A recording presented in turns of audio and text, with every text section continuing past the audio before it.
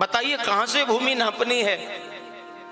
मैं अपने मंत्रियों से कह करके किसी बड़े कद के व्यक्ति को बुला करके भूमि नपाता हूं। बोले ना ना राजन, ऐसा नहीं। पदान तीन दैत्येंद्र सम्यतानि पदा ममा।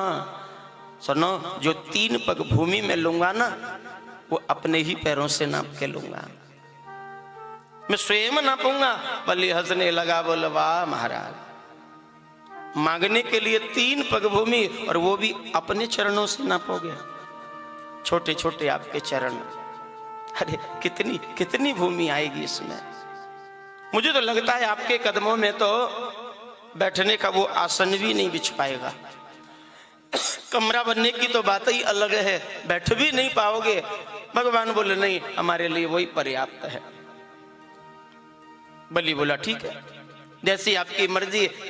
भगवान बोले हाँ भैया, भूमि तो नापेंगे, लेकिन एक काम करो, तुम दान दे रहे हो, पहले संकल्प करो। बलि बोला क्यों महाराज, मेरी बेइज्जती करा रहे हो? 3 पग भूमि दूं, वो भी संकल्प करके, ढोल बजा बजा करके संकल्प बोलूंगा, नाम बोलेगा, कोई पूछेगा क्या कर रहा है, बोले भूमि दान। कितनी? बोले 3 पग भूमि। दुनिया कहेगी देखो 3 पग भूमि दे रहा है, और उसको भी दुनिया को दिखा रहा है, सुना रहा है, गा रहा है। इसलिए महाराज आप गुप्त रूप से ले लीजिए, संकल्प की ना कहें। भगवान बोले ना भैया, अरे बिना संकल्प के तो 1 पग भूमि दान में नहीं लूंगा मैं। यदि मुझे भूमि दान देना है तो पहले संकल्प ही करना पड़ेगा। बलि बोला महाराज चलो, आपकी प्रसन्नता ही इसी में है, तो करिए संकल्प। और जैसे ही संकल्प होने लगा, बलि के हाथ में जल दिया है, संकल्प प्रारंभ हुआ। इतनी देर में शुक्राचार्य जी ने एक क्षण में सब कुछ जान लिया। काफी देर से ये सब सुन रहे थे, देख रहे थे, और जो ही संकल्प प्रारंभ हुआ, दौड़ के आए और बलि का हाथ पकड़ लिया। बलि सावधान, अरे जिसे तू बामन समझ रहा है ना, जरा आंख खोल करके बटुक बामन को देख, न तो बामन है न तरेपन, ये साक्षात नारायण है, ये विष्णु है। तुझे नहीं पता ये रूप बदल के आया है। अरे ये तुझे छलने के लिए आया है बलि, इसलिए मना कर दे। महाराज अभी समय नहीं है, थोड़ा यज्ञ में व्यस्त हूं, बाद में आना। झूठ बोल दे। बलि बोला गुरुदेव ये आप क्या कह रहे हैं? मैं झूठ बोल दूं कि मैंने अभी व्यस्त हूं, बाद में दूंगा, या फिर ये कह दूं कि मैंने कोई आपसे लेने देने की बात ही नहीं की? अरे गुरुदेव, झूठ बोलना तो पाप है। संत ब्राह्मणों के आगे वो भी बोला जाए, कितना बड़ा अपराध। आप मेरे गुरु हो और गुरु होकर के मुझे झूठ बोलने की शिक्षा दे रहे हो। शुक्राचार्य जी बोले बलि तू बहुत बड़ा समझदार मत बन बेटा, मैं तेरा गुरु हूं और मैं सब जानता हूं कि कब कहां क्या बोलना चाहिए। अरे कुछ झूठ ऐसी भी होती हैं जहां बोलने से पाप नहीं लगता। 8 जगह भागवत जी में ऐसी सुखदेव जी ने कही। स्त्रीषु नरम विवाहे च वृद्धरते प्राण संकटे गौ ब्राह्मण हिंसायाम नान्यतम सजुगुप्सितम। 8 स्थान बताए, कौन कौन से? स्त्रीषु, प्यार से कहिए राधे राधे। बोले माताओं के सामने झूठ बोलने में दोष नहीं लगता, स्त्री के आगे झूठ बोलने में कोई पाप नहीं लगता। वैसे माताएं भी कम झूठ नहीं बोलती।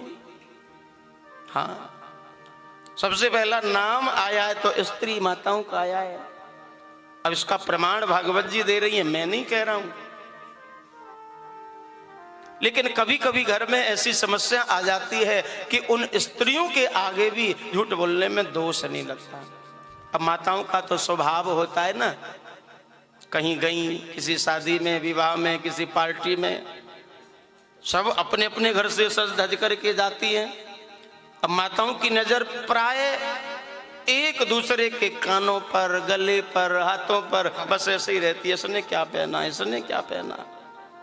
और यदि पार्टी में किसी और का कोई आभूषण पसंद आ जाए तो बस घर आकर के पति देव के सामने एक ही बात का रोना, बोले सुनो जी आज देखा मैंने वो फलानी मोहल्ले वाली, कितना सुंदर हार है उसके गले में, सुनो मुझको भी ऐसा ही चाहिए, मुझे भी ऐसा ही चाहिए। अब बेचारे कोई कोई पति हैं जिनकी सामर्थ्य नहीं होती, लेकिन यदि वो कहें कि नहीं मेरे पास इतना धन नहीं है, तुम भी जन क्या क्या देखती रहती हो और जो देखती है वही मांगती हो, मुझसे नहीं हो पाएगा, तो क्या होगा, झगड़ा शुरू हो जाएगा। क्योंकि पत्नी के सर पे तो वो हार सवार है। तो पति को क्या करना चाहिए, बोले मना नहीं करना चाहिए, उस बात को टाल देना चाहिए। बोले हाँ देवी चिंता क्यों करती हो, अब की बार तनख्वाह आने दो, अब की बार महीने पर तनख्वाह जो आएगी, और तनख्वाह क्या आएगी, तुम्हारा हार ही घर में आएगा। पर थोड़ा सा सब्र करो, एक महीने की बात है, झूठ बोल दो, बात को टाल दो,